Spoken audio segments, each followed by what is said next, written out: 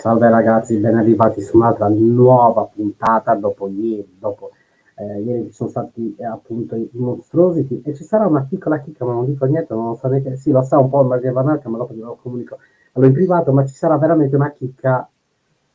Aiuto, da paura. Vabbè, se lo puoi dire al termine No, non si può dell'episodio. dire nulla, fino a quando si conferma tutto, non dico nulla. Si può dire nulla. Posso dire che ci saranno due interlocutori. Ecco, ok, perfetto. Allora, perfetto. oggi una nuova puntata veramente fantastica, dopo il chef di Speri, che appunto salutiamo in maniera calorosa, Jarno e Natalie, un abbraccio e un bacione a tutti e due. Oggi abbiamo un altro nome di spicco, di grandissima qualità, eleganza, morbosità e un qualcosa di pittoresco artistico. Oggi abbiamo niente poco di meno che i grandissimi albionici Esoteric, con Mr.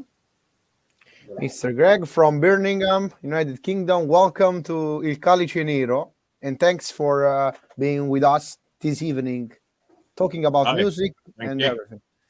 First of all, from me and the Maestro, it is a very special for us, since we are both fan of the band, but also a huge honor to have you here in the show. Can't wait to talk about the project from the roots to nowadays, basically.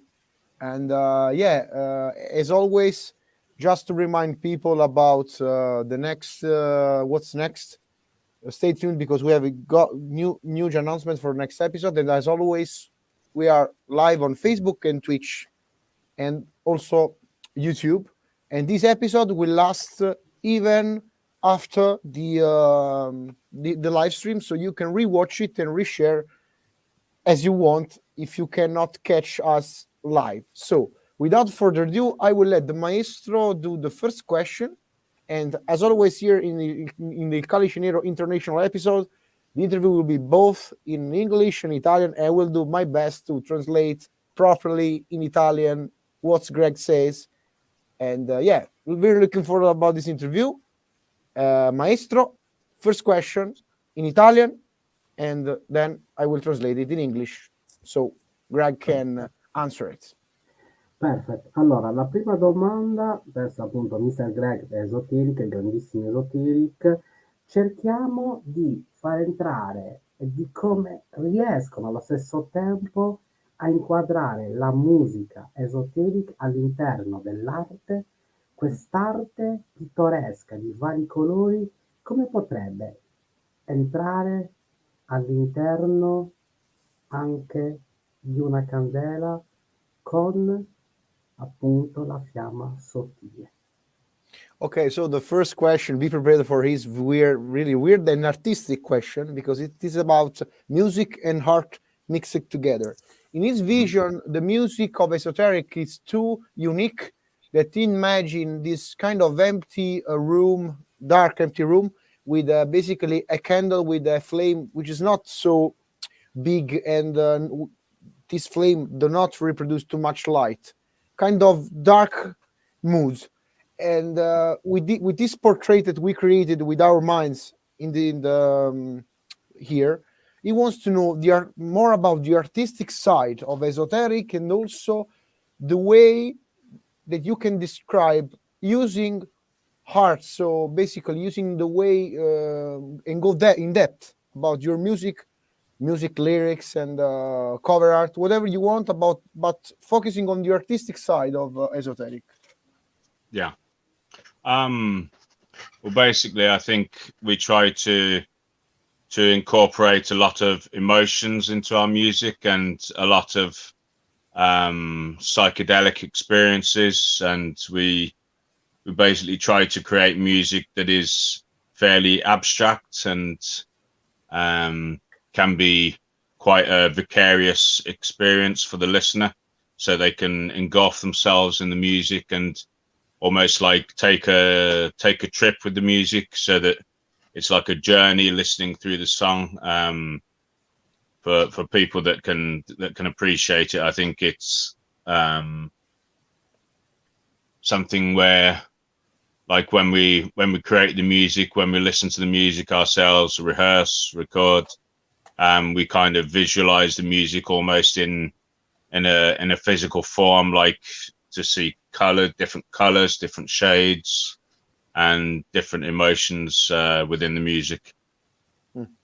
Okay, it's very, very interesting, this part. And before translating it in Italian, I want to make you a question, which is, I don't know if can be related or not, but it's something that I want to ask you. What do you think about coming from United Kingdom with the mood, the weather, the tradition, and all the stuff about United Kingdom? This affected in some way the way you see the art and making the art from your point of view, since Birmingham it was a quite industrial city, if I do not mistake. So this kind of weather, this mood, I think that a lot of cloudy. I was in London, not in Birmingham, so sorry if I make some mistakes. I don't want to make each place of England the same. But those trips that basically you create with your music can be also related to the way you live every day, the people you met, and the atmosphere you got from your place, basically. Yeah, I think maybe something there is partly the music is partly to do with our environment, partly to do with our experiences in life, with experiences with depression, with anxiety, with mental imbalances, and so on. But I think the actual location, Birmingham, it's quite an ugly grey city, really. It is a very industrial city. Maybe not so much now, because industry in England in general is very very low compared to what it used to be. But I'd say, I think the weather, because it's mostly, 6 months of the year in England is generally pretty dark and grey, with very little sunshine. Certainly not really much in the way of warm weather. So I think maybe it affects us more than we realize, and maybe it's just a combination of our environment and our life experiences, I would say. And don't forget that Birmingham is the birthplace of heavy metal. So okay, very interesting point of view. And I not always ask this part, but listening to the music and also relating it to the words that you said for the Maestro's part of the question made me ask you this. So before going further, I will just greet some Italian friends and translate for them what you said. Ok, ragazzi, anzitutto grazie mille per essere qui con noi oggi. Greg degli Esoteric è stato molto preciso nel rispondere alla domanda del maestro, che comparava la loro parte artistica a una camera oscura con una candela, con una luce non troppo viva, insomma. E lui dice che questa descrizione al lato artistico si addice molto a quello che fanno loro, perché fondamentalmente la loro musica lui utilizza il termine trip, che è il viaggio, proprio il fatto di farsi viaggiare con la mente, farti comunque vivere posti, ed il loro mood è comunque oscuro, un po' tetro. Trattasi comunque di funeral doom, però comunque è un funeral doom death metal, insomma, quindi c'è molto di ruvidezza. E io ho chiesto se questa ruvidezza e questa voglia di guardare le canzoni come una sorta di viaggio siano dovute al fatto che loro sono da Birmingham. Birmingham è non solo il posto in cui è nato l'heavy metal con i Black Sabbath, ma anche una città molto industriale, molto oscura, molto cupa. E lui dice che io gli ho chiesto, ma questo modo di vedere l'arte, questo modo che tu scrivi, fai col gruppo, no? Quanto ti ha influenzato il posto dove vieni, le tradizioni, le persone? Dice che il posto, le tradizioni, le persone costituiscono una parte importante anche nel modo in cui noi percepiamo la realtà, perché è una cosa che siamo a contatto tutti i giorni. Utilizza la parola inglese environment, che si addice perfetto a quello che volevo dire io, perché è proprio l'ambiente, ciò che ci circonda. Ovviamente non sempre è così, di solito si trova le persone si trovano molto in analogia o si trovano in contrasto con la realtà. Loro invece si trovano in analogia. E dice comunque Birmingham è una città che ha poco sole, è molto cupa, molto chiusa. Questo secondo lui ha giocato molto a favore sia della loro scelta artistica che della loro proprio modo di percepire la situazione. Intanto salutiamo Tony, Alessio, Matteo, tutti i ragazzi che facciamo vedere on screen. Infatti, Ragazzi, Dio dove è finito? L'abbiamo perso in viaggio. Porco Dio si starà diciamo guardando le differite. Maestro, senza indugiare, ti lascio anche a te la seconda domanda, perché oggi voglio un po' aggiungere a quello che dici tu, perché si possono creare veramente discorsi interessanti. Vai maestro, vai, che sei l'unico maestro del Calice. Il nome, allora, il nome Esoteric Okay. è un nome scelto a caso oppure scelto in maniera molto curata, attenta, nella parte esoterica occulta, che ricordiamo che anche appunto tra la piramide, che c'è anche in Londra, tra il lato occulto, Repubblica Ceca, Londra, Praga e Torino, se non ricordo male. Sì, c'è questo. Perfetto. Quanto appunto questo triangolo potrebbe essere un'influenza per il nome, ma allo stesso tempo quanto potrebbe essere così lontana da parte degli Esoteric come situazione? Intanto oggi sperimentiamo un po' con le inquadrature, cambiamo un po' con l'aspetto del Calice, quindi vedete i nostri faccioni più in zoom. A parte gli scherzi, traduco subito. So Greg, the question is about the first part of the roots, basically, of the project. Mm-hmm. So we want to ask you about the name Esoteric. Yeah. If there is something connected about esotericism, tradition, stuff like occultism and something like that, or the name is come from basically from the music or stuff like that. We wish to know if you can answer that in depth, because we love deep question and philosophic question, because the maestro is the maestro here for a reason. And we want to know behind the scenes of the name, why you choose this.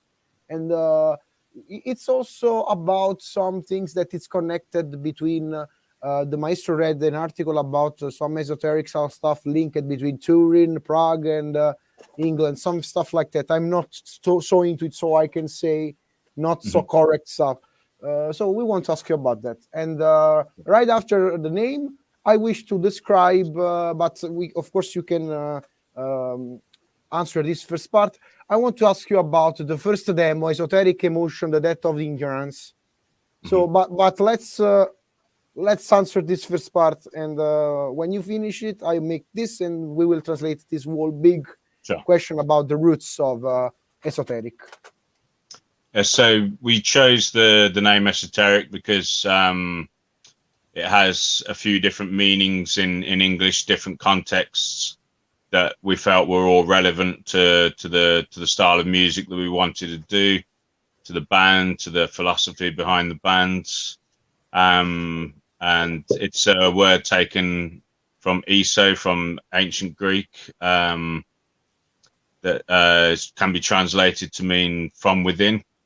And so we thought this was very relevant to our music, because we wanted our music to come from within our own minds, our own psyches, our own emotions, and to project those kind of thoughts, philosophies, feelings, certainly with the darker emotions like sorrow, anger, all of the more destructive emotions. We wanted to channel those into our music. And another part of the meaning of the words esoteric is that it is something that is intended for and understood by the few. So we felt that this was very relevant for the music that we were creating, because we felt that it wasn't going to be popular music. It was going to be something that only a certain percentage of people could really get into, could really appreciate, and because the music is quite extreme. And regarding the link of esotericism to the occult, esoteric to the occult, yes, that's something that we have read quite a bit on, and we're quite interested in, and into psychology, philosophy, occultism, different branches of occultism. this is all quite interesting topics to us. So, something for the mind. And yeah, so basically we felt as a whole, the word really worked for what we wanted to do musically and lyrically as well. Okay. And before asking the part about the demo, since here in Italy there is a historical band which made the occultism a part of these lyrics from the first album to the 10th album, which is That SS. They speak about Aleister Crowley, do what to weird stuff. A philosopher like Aleister Crowley can be related with your vision of being esoteric in this kind of stuff, or the brand of esotericism is more about the philosophy stuff and not about the from within, but can be expanded. I don't know if I explain me well. Can be expanded also not only to a branch of esotericism, but can be related to not all kind, but to this kind of esotericism, which also a lot of popular. I don't know how to explain, because things like occultism and esotericism in metal are not common, but a lot of people are into it. Yeah. So since you mix a funeral doom with death metal, basically, can be some philosopher or some I don't know people of interest, except the big name that you can suggest to us just to expand our culture. Maybe someone that is not so popular as Aleister Crowley, for example. In terms of philosophers, I think obviously Nietzsche was is someone that we've read quite a lot, but I think he's quite commonly known. Yeah. And then obviously we have the ancient Greek philosophers like Descartes, Plato, and so on. And this is all stuff that we've read into when we were young and read through. I actually studied philosophy at college when I was younger. And I would say probably there's an English philosopher called David Hume. He's quite an interesting read, and I would say there are certain parallels with some of his work where it's a little bit it's more abstract, whereas with the ancient Greek philosophers, they were trying to tie existence into a kind of into spiritual and religious beginnings. Then I think the more modern philosophers are quite different to that. Yeah, it's huge how basically our ancestors, since I'm from Naples, which is the land of Greeks back in some centuries ago, can affect the philosophy even nowadays. Of course, Nietzsche, it's one of the, I think, the most important. In Italy, we have a few philosophers that you should look for, because I think that you can love them. But it's good that those English philosophers that you mentioned, can you repeat the name so I can spell it in? David Hume. Okay, David Hume. Yeah. Okay. Since it's a very good topic, I will translate this part and then we go further with the demo part of the question. Ok, abbiamo parlato delle origini del nome. Alla fine l'origine del nome viene dal termine esoterico, appunto, che lui parla del significato greco, ma lo stesso è il significato italiano, no? Dall'oscurità, robe nascoste, insomma, robe nascoste. Lo so che non è proprio il massimo di diciamo della traduzione, però il termine esoterico sarebbe il termine che per esempio è incomprensibile ai più, insomma una cosa per pochi, perché c'è esoterico che è quello là nascosto, esoterico che è quello sarebbe più diffuso. Quindi con le tematiche comunque del loro lavoro, il termine esoterico si definiva proprio al significato che lui descrive con le parole inglesi from within, quindi praticamente dall'interno. E sostanzialmente la sua visione di esoterismo è anche dovuta a una serie di studi filosofici. E abbiamo poi ho fatto una domanda dicendo c'è un gruppo italiano che dell'esoterismo, quello là un po' più diciamo diffuso in larga scala, sono i Dead SS con Aleister Crowley. Siccome Aleister Crowley so che comunque è un filosofo inglese, detto tu da inglese ci suggerisci qualche altro nome, e l'ho ripetuto prima, quindi diciamo c'è questo nuovo suggerimento, siccome a noi piace questo termine, c'è questo suggerimento molto particolare. Poi ovviamente lui descrive tanti filosofi della Grecia, filosofi famosissimo Menish per esempio, e quindi fondamentalmente la ricerca filosofica anche derivata da studi al college gli ha permesso di maturare una certa propensione per questo argomento e per poi sposarla bene con la loro musica, che ricordiamo è un funeral doom death metal, quindi c'è la parte diciamo più superficiale, la parte più esoterica e la parte più esoterica. Io ho detto che volevo fargli anche una domanda sul demo, quindi Maestro me la concedi, insomma, però sto fatto della filosofia mi aveva talmente intrippato, intrigato, ho detto devo chiedergli un attimo questa cosa. Quindi abbiamo risolto la prima parte del nome, quindi Esoteric per l'esoterismo praticamente, per il significato dell'esoterismo dovuto maggiormente ai filosofi greci. Ha parlato e ci ha suggerito i nomi, ovviamente potete mettere i sottotitoli automatici sia su Facebook che su YouTube coi pulsanti. I'm telling people that they can put the automatic subtitles if they can want to not miss any word in English, because I kinda adapting something just to make the interview much fluent and not Sure. more okay, because of course English is not my mother tongue, so I try to adapt not so much as I can, but to make people have a fluent vision of what you're saying, of course. Mm-hmm. And basically, I explained that you suggested us some philosopher. Now we'll go to the question about the first demo. Yeah. The first demo, which is, I of course, repeat, Esoteric Emotion, the Death of Ignorance, 1993 demo. So can you just tell to us the memories, the stuff behind the lyrical wise, music wise, and the spirit, the soul that you guys are put into it, you were put into it, this demo that started this marvelous project that became a lot, that became bigger during the years, and also you gain a lot of fans. And basically, what was the point that say, I want to start a band like that, they compose music like this? Kind of the roots of the band, basically.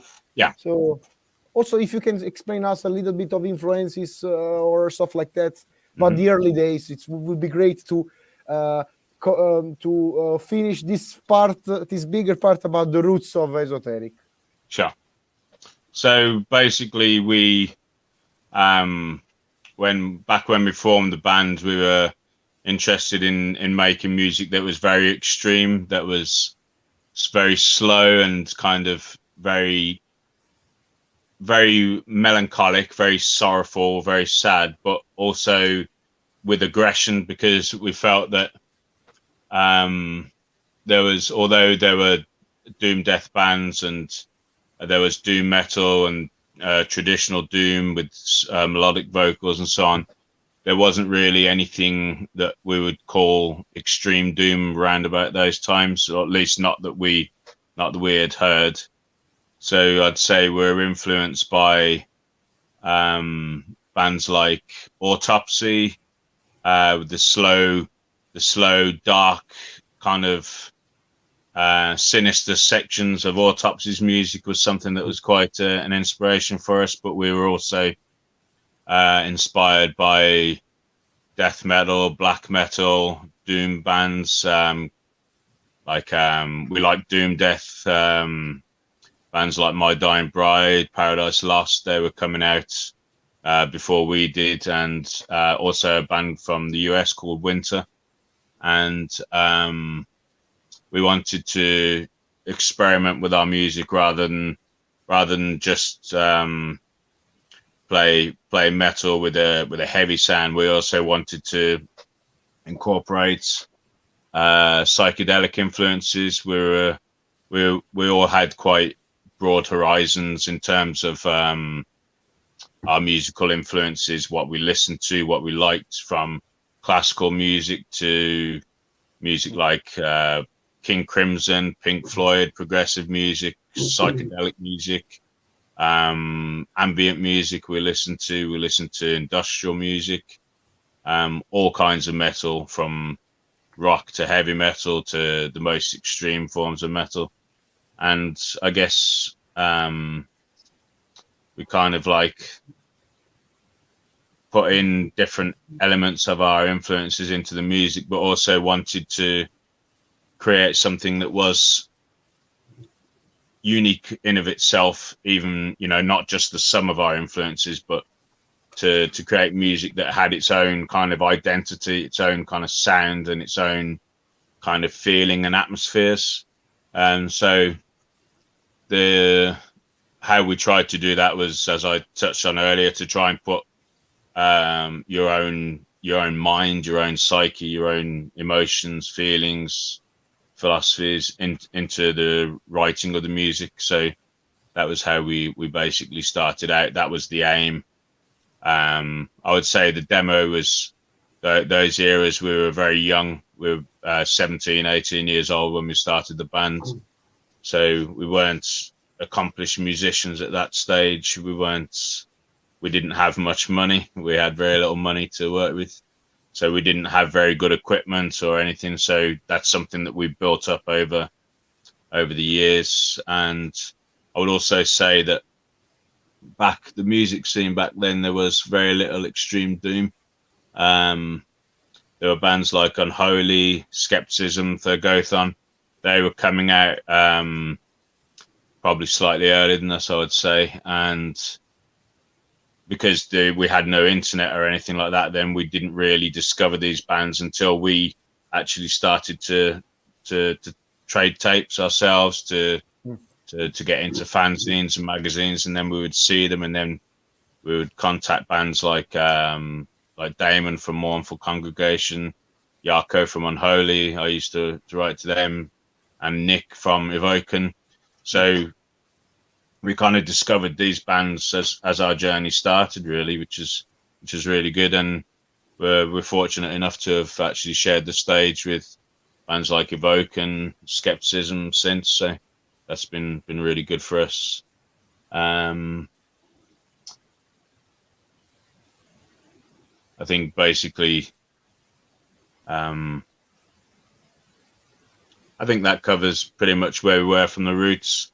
We were suffering from depressions, anxiety, stuff like this when we were younger, when we were teenagers. I mean, some of us still do periodically. And I would say that had a big part in how we created our music, really.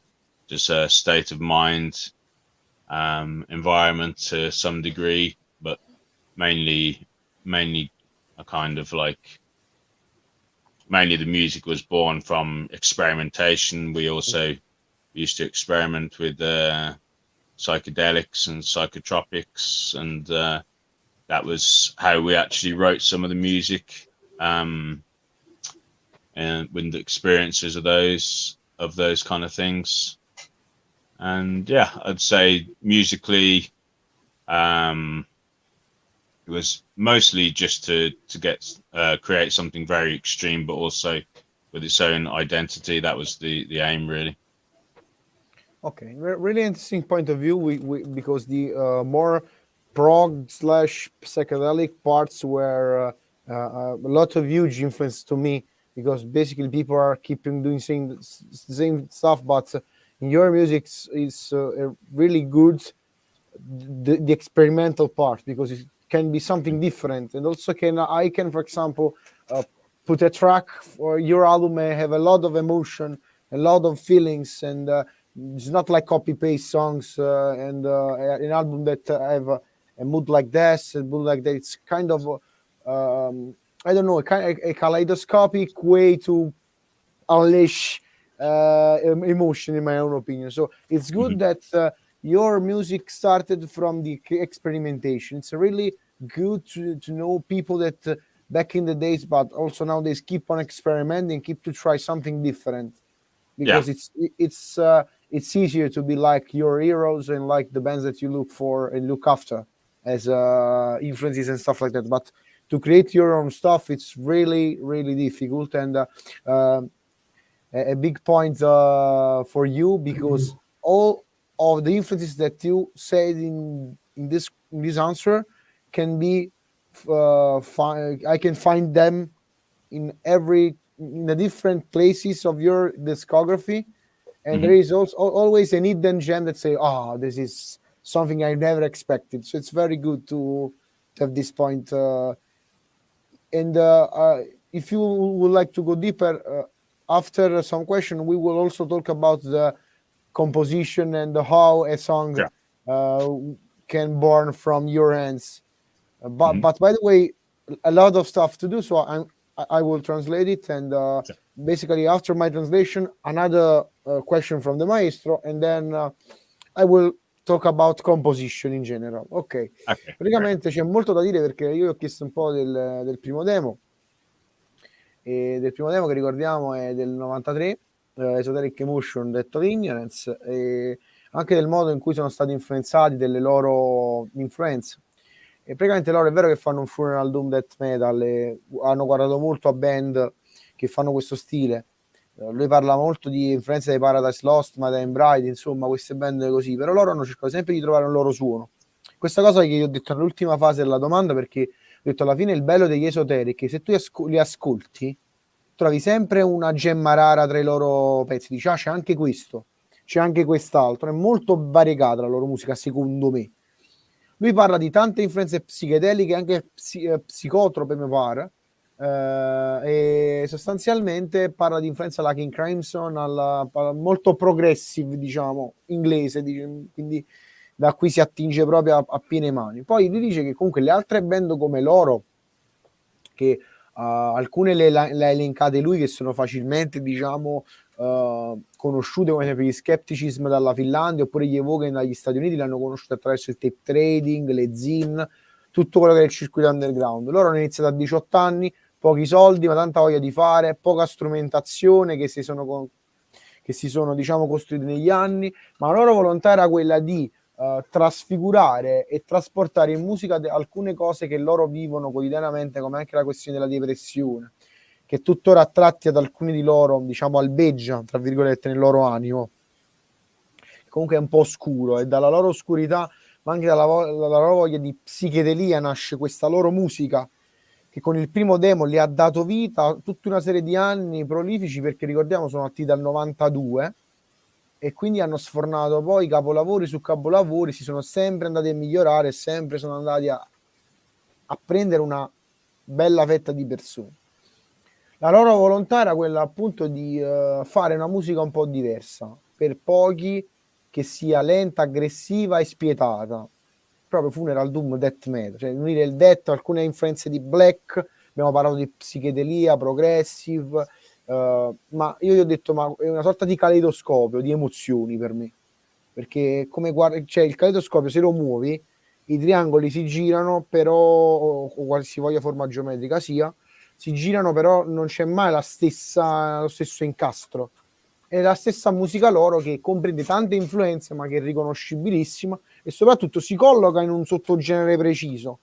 Però comunque nasce, tra virgolette, inconsapevolmente, perché poi tutti questi contatti che loro hanno fatto con le band che abbiamo citato prima sono avvenute poi dopo, quindi in cuor loro c'era l'inconsapevolezza di emulare, ma il fatto di dire questi sono i miei eroi, però voglio dare qualcosa io, e negli anni 90 si poteva già essere tanto unici, adesso è un po' più difficile, però apprezzo, io ho detto pure a lui direttamente, apprezzo molto questo spirito che animava lui e la sua band, cioè quello di sperimentare, quindi ci ha dato proprio un'ampia fetta di band, di influenze, che poi hanno fatto sì che con il passare degli anni gli Esoteric creassero una sorta di loro marchio di fabbrica, per dire che quando li ascoltiamo li riconosciamo subito. Detto ciò, io ho detto che sarebbe anche bello entrare un po' nella composizione, però non mi sembra giusto, diciamo, prendermi troppo spazio, facciamo un po' e un po'. Quindi, Maestro, se tu hai una domanda riguardante la composizione, gliela volevo fare io dopo. No, gliela volevo fare io dopo, in modo tale che, oppure magari accorpiamo altre domande, però ti voglio far, diciamo, non entrare in quell'ambito, perché poi ci vogliamo proprio fissare per bene su quella cosa. Quindi, senza Maestro, vai con la prossima domanda. Intanto salutiamo Minassi il band, grazie ragazzi per seguirci sempre. Allora. Vai Maestro, vai. Gli esoterici si devono trasformare in un telescopio. Ok. Questo telescopio deve andare a guardare delle stelle che ancora non sono state identificate. Quale sarebbe la track perfetta per scoprire tutto ciò e allo stesso tempo la misantropia all'interno della scoperta delle stelle? C'è un qualcosa che potrebbe penetrare la Terra appena bagnata da una pioggia e questa pioggia quanto riuscirebbe a inondare Birmingham tramite gli esoterici? Questa è la parte riguardante diciamo, la prima parte come telescopio, la seconda parte diciamo più riguardante la questione misantropica. No, che è molto, molto interessante come domanda, ovviamente, Maestro, speriamo, sicuramente Greg ci darà una bellissima risposta.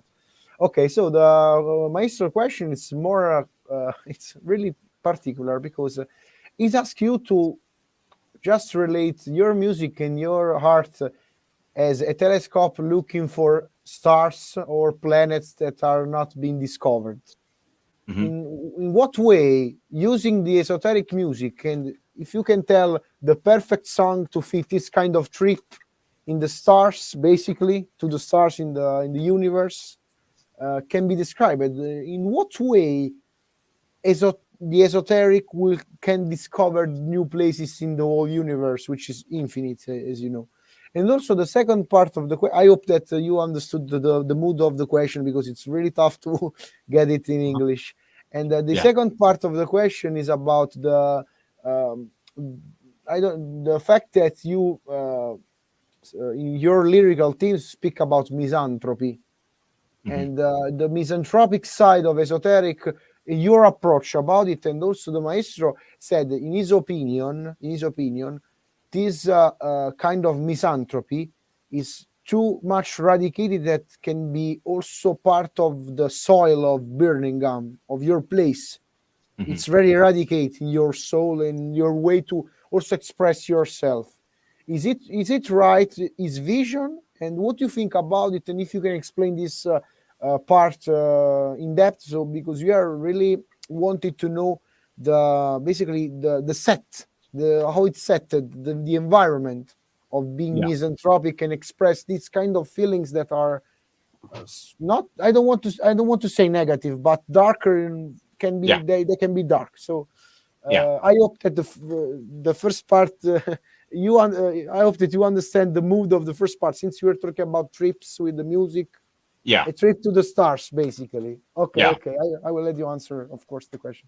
Okay, so for the first part, I think I understood it is that in the music, it's like a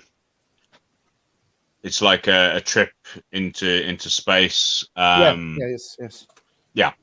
So I would say yes, because the way that we kind of conceive some of the ideas for the music for the band, we actually did this while experimenting with psychedelics, and so we would have these kind of experiences, these kind of trips, and the hallucinations and the experiences, the pathways of the mind and the different experiences of levels of consciousness. That was something that we tried to kind of to turn into music in a way, in that with the kind of like ebb and flow, the kind of roller coaster ride of music. So that's why we would put in stuff like crescendos in the music, building up to different levels of intensity, and like also, for example, the extremity of how slow the music could be sometimes, and then to increase the tempos to different tempos quicker, and just to kind of overwhelm the senses with the soundscapes, the atmospheres, the kind of effects.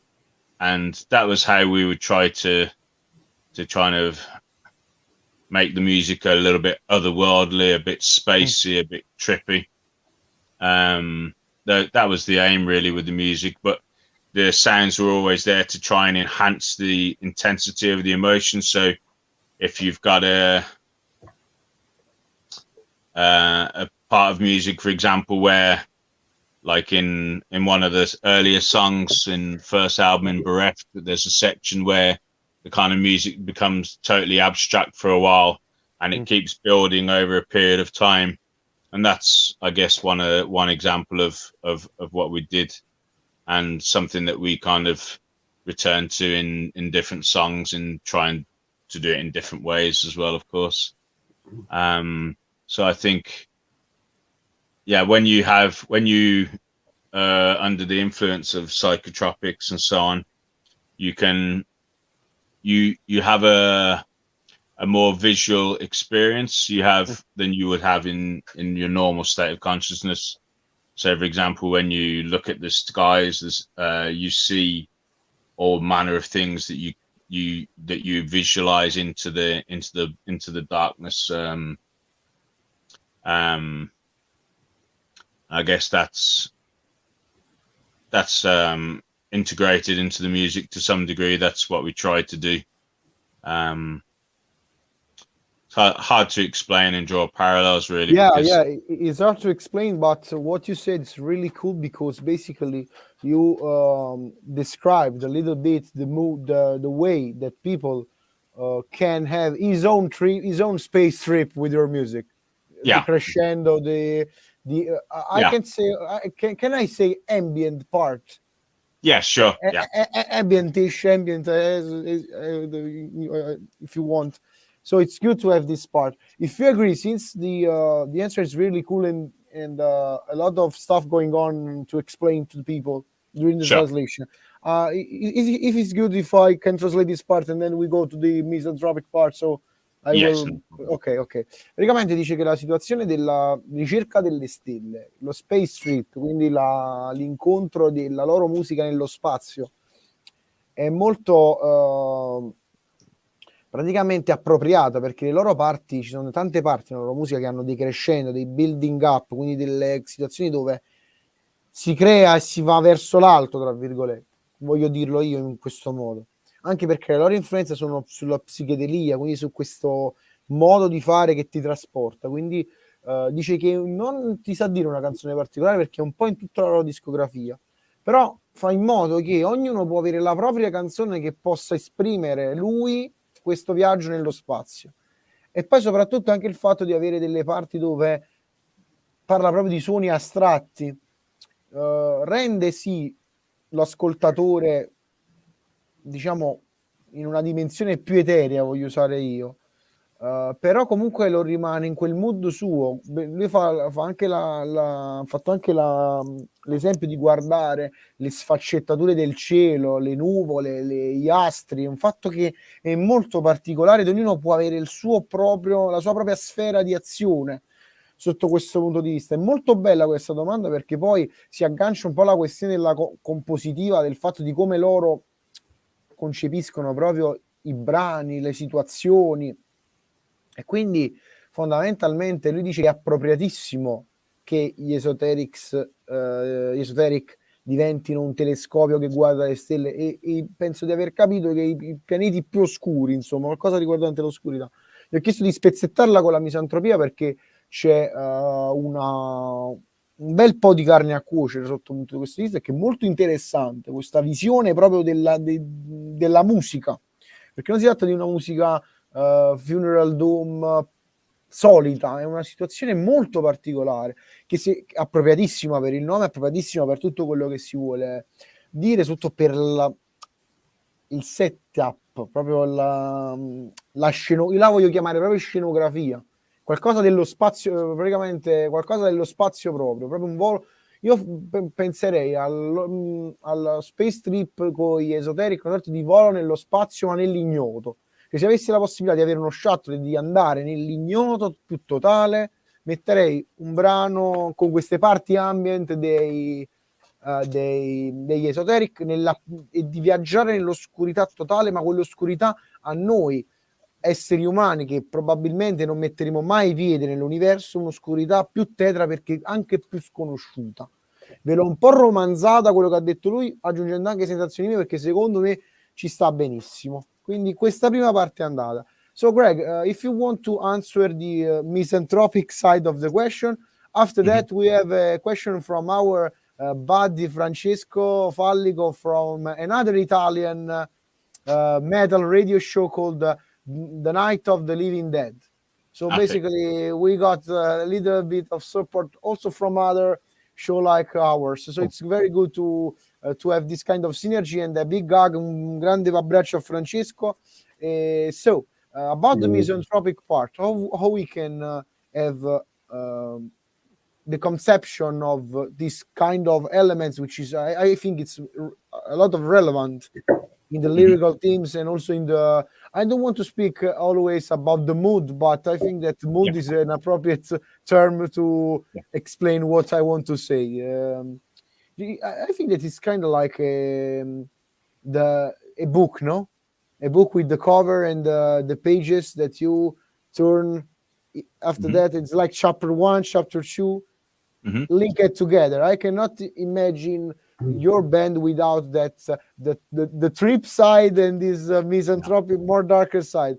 You agree with me and the Maestro about this vision of Esoteric? Yeah, I think so. Yeah, because I think it goes back to what I was talking about with the name of the band and the meaning behind the name. It's something quite internal. The music and the way that we approach things. It's more. It's there's some observational subjects in the lyrics as well, but mostly a lot of it is internalized thoughts, emotions, and so on. I think the misanthropy comes from being in quite a large city.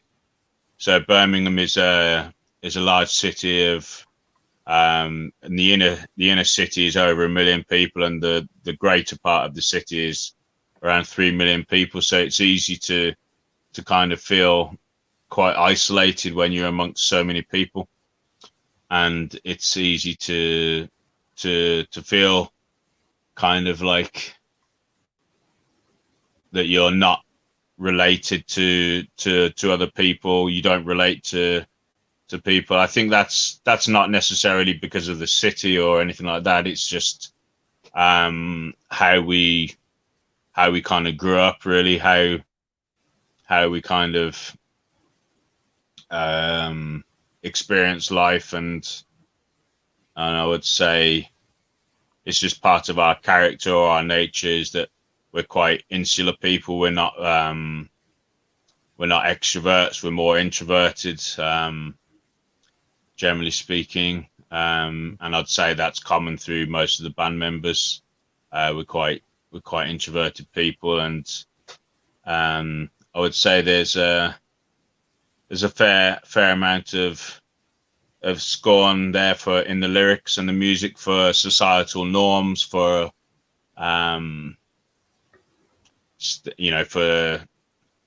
for the stereotype of society, the way that we are expected to live our lives, and just in general, I suppose it's a more individual stance on life, and rather than a communal one, I suppose. Okay. Really interesting point of view even about this, because we felt something like that when we listened. But of course, as I said in the first part of the interview, about the way you live and the place you live can affect yourself. So living in a bigger city, me and the Maestro live in a not so much big town. Things can be the same or the opposite, but have this vision of Birmingham, buildings, industrial city, can be too much easier to be isolated among a lot of people. Yeah. So it's very interesting point of view about this kind of lyrical theme, which a lot of bands say, I'm misanthropic, I hate everyone equally, blah, blah, blah, and stuff. But there is more in your explanation, more go in the soul, in the deep of the human being. For this reason, I love it. It's not about hatred. It's not about hating other people. It's about not feeling connected to other people. Okay. I was saying something like that, but of course you can speak better than me in English, so you find the right words. Thank you. I hope that my English is not so Your bad. English is excellent. Your English is excellent. I couldn't even repeat what I've said in my language, let alone translate it. Okay, thank you very much. For me, it's a big milestone. Since I love England, I was there a few times, and I had the chance to visit. Of course, I love my country, the people, the food, which is most important. Definitely but the food. Everything started from England, punk music and metal music. So for me, being there and breathe this kind of atmosphere music-wise, I don't know if I get it well, it was very great. So for this reason, we asked you about this topic because it's kind of fascinating. Okay. Praticamente lui dice, I'm going to translate, and then we read the question from Francesco. After the question from Francesco, we will go on the late esoteric, because I think we got a bit carried away, but a lot of interesting stuff in this interview. So I let people, if you guys click the link, the YouTube video now, and you missed a lot of fun and interesting stuff, you can rewatch it, don't worry, it will stay online. Ok, praticamente la parte misantropica dei Esoteric, e secondo me qua ci ha azzeccato Alan, perché dice che è impressa in Birmingham, nel suolo di Birmingham, perché Birmingham è una città industriale, c'è tanta gente, c'è un'atmosfera che ti rende isolato tra tanta gente. Avete presente quella sensazione di essere da soli anche in mezzo a tante persone? Lui parla di questa sensazione di essere estraneo alla realtà, estraneo alla vita, soprattutto se non si vuole vivere in quel modo. Io ho detto che molte band, insomma, molte situazioni parlano di io odio tutti, bla bla bla. Invece no, lui non parla di odio, non è contro qualcosa. La loro visione di misantropia è più legata allo stato d'animo, a quello che è l'umanità, ma soprattutto ai sentimenti. Loro non si sono mai sentiti parte totale della loro realtà locale. Questo ha reso loro estranei, ma soprattutto hanno fatto loro esprimere la loro estraneità alla realtà che lo circondava attraverso l'impulso artistico di raccontare un qualcosa che a loro non appartiene. Ovviamente è più una cosa filosofica, un po' difficile da interpretare traducendo alla lettera quello che ha detto, però è questa la sensazione di misantropia, una misantropia non dico positiva, perché comunque si tratta di sentimenti oscuri, ma una misantropia che è quella che ti fa preferire di passare il tempo, che ne so, in un boschetto piuttosto che andare in mezzo a tanta gente.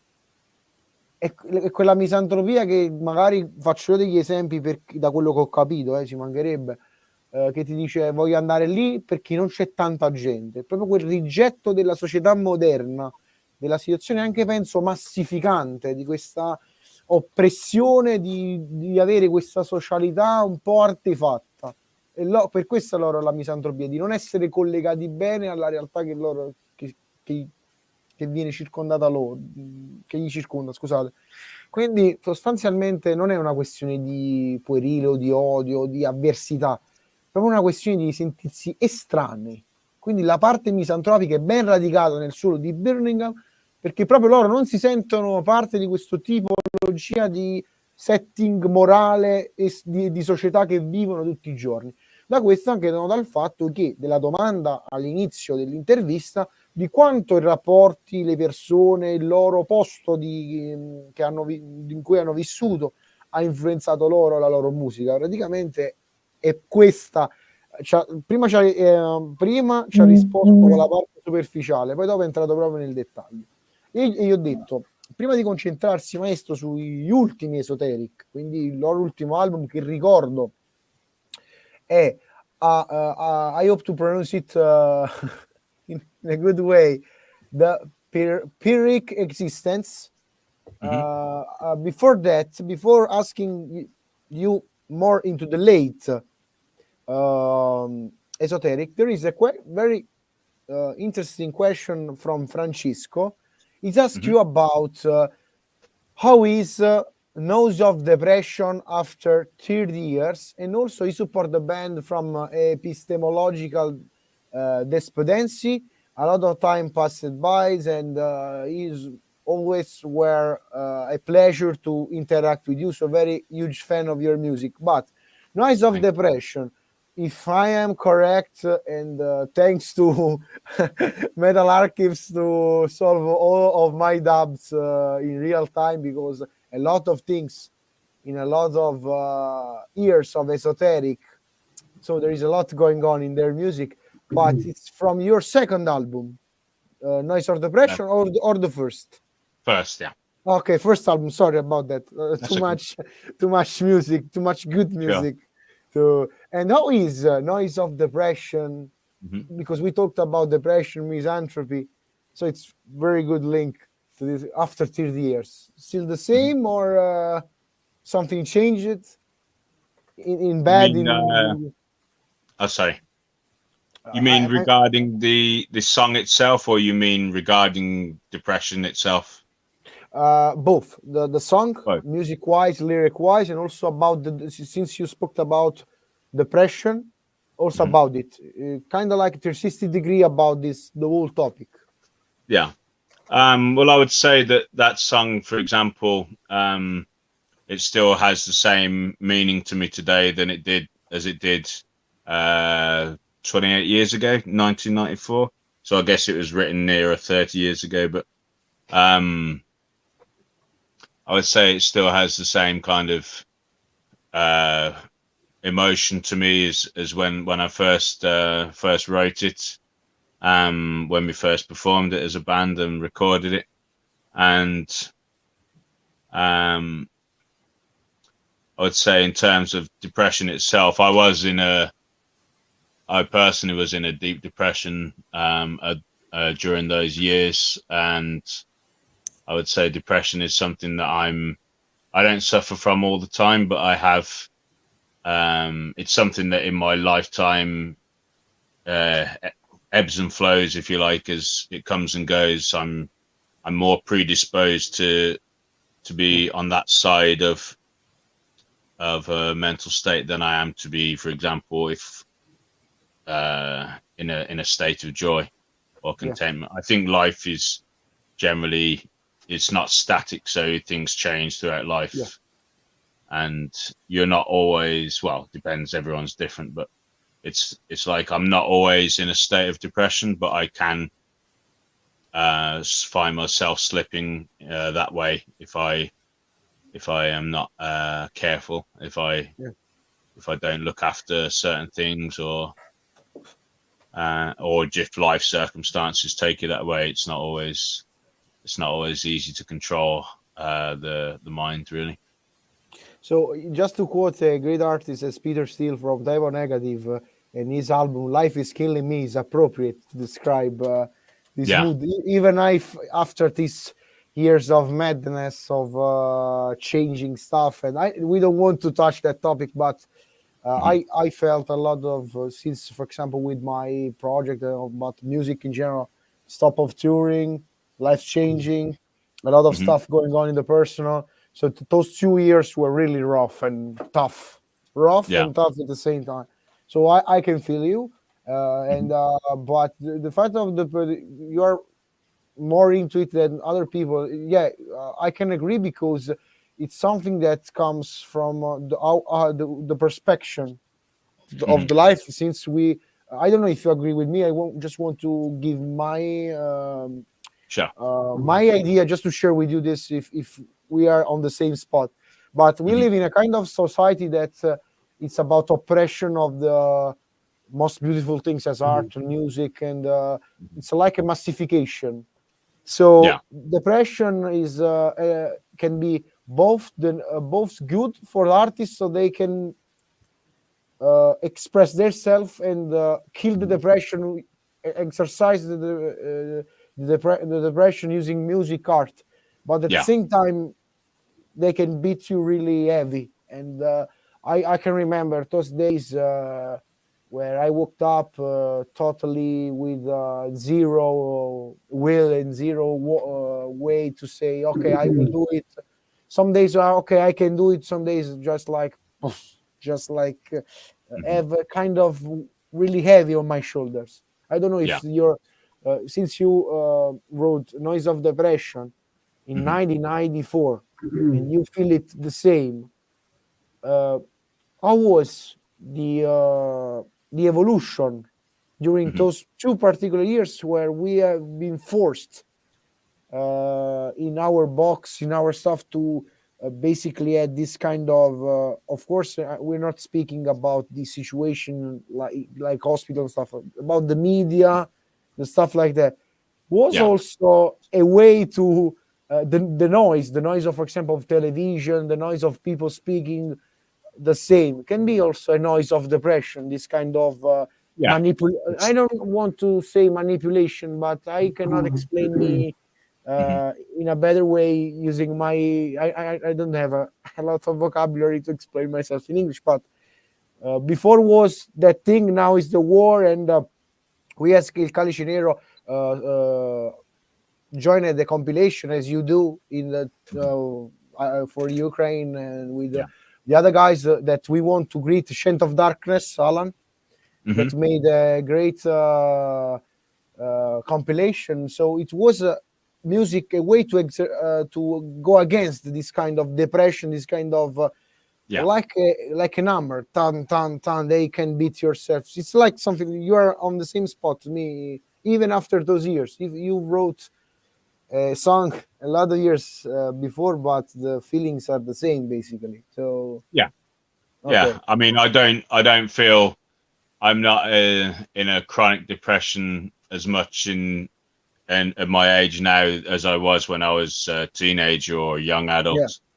But I think it's mostly because I learned how to deal with it better, how to stay busy, stay productive, try to keep a sense of purpose and achievement, work hard. Working hard helps because you have less time to procrastinate. You have less time to kind of to stay within your mind. So I would say it's something that you learn to cope with better as you get older. In my case, anyway. Basically, it's a kind of coexistence.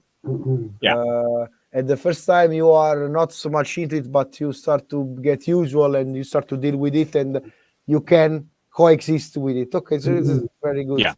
Very good to know. Also for people, of course, it's not about already mentioned the depression, but just for people that will dealing with it all days. There is a way that you can fight your inner demons, and music is, I think, is the most music is the best way for me. Best way to fight them. Ok, quindi abbiamo fatto un discorso molto ampio sulla depressione, perché Francesco ha chiesto di Noise of Depression dal loro primo album. Il loro primo album che praticamente è chiamato, lo ripetiamo, Epistemological Despondency, tratto nel 94, sì, 94, Aesthetic Death, la label, poi ovviamente potete vedere tutte le informazioni, il sito degli Esoteric, c'è tutto scritto.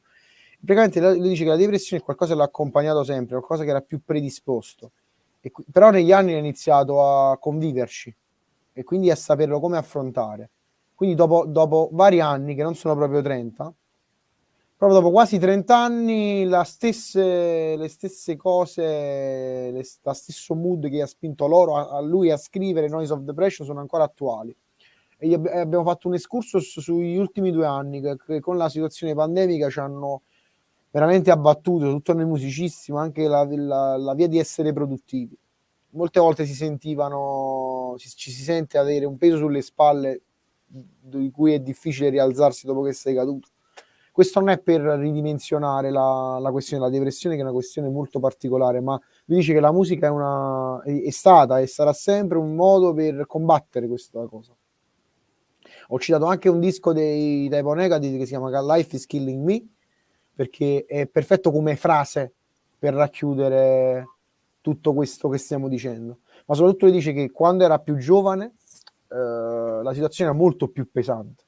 quando adesso ha iniziato a conviverci, quindi il suo modo di stare con la depressione è comunque un sentimento ricorrente che lui però si è abituato e ci convive, è un qualcosa che l'ha spronato a motivarsi e spingersi sempre di più per combattere, quindi anche un appello che dà alle persone che comunque hanno problemi di tale sorta, ma non in maniera frivola come si fa di solito, proprio di guardare all'interno. Poi ho parlato riguardante noise of depression, che in italiano significa il rumore della depressione. Ho detto questo martellamento subito, e non parliamo, e l'abbiamo detto pure con Rafael Saini, ragazzi, non parliamo della situazione seria, parliamo dell'utilizzo dei media, della società, del calare giù le maschere. Questo è stato per te rumore di depressione? Dice sì, perché poi anche la manipolazione, abbiamo parlato di questo fatto, il fatto di martellare, di stenderti a terra con parlare sempre delle stesse cose, fare una sorta di psicologia di oppressione, e anche questo è un modo che è stato anche a lui vicino alla questione depressiva, però dice che col corso degli anni lui ha saputo giostrarsela e poi non può più procrastinare le cose come quando era giovane, perché si rende conto che più va avanti, più il tempo a disposizione diminuisce, e quindi vuole essere sempre produttivo e messo molto dentro la situazione di vivere e fare le cose per bene. Quindi su questa cosa abbiamo un po' chiuso la parte di concettuale e degli inizi. Io vorrei chiedergli, Alan, se tu sei d'accordo, però faccio fare sempre a te la domanda, la questione degli ultimi album, però voglio tradurre questa cosa che ho detto. Loro hanno partecipato alla compilation per dare fondi alle famiglie in Ucraina con la Season of Mist, che si chiama, ve lo dico subito, lo vado a ricercare, For Ukraine, for Freedom, Volume 2, che è una compilation molto importante, e abbiamo ricordato di un'iniziativa fatta da una band underground, nostri amici che sono stati con noi quando abbiamo partecipato anche io col mio gruppo, quando abbiamo intervistato la Basket Dead, Chant of Darkness, che già hanno raccolto, con solo band underground, già abbiamo raccolto decine di centinaia di euro. Ci saranno anche loro.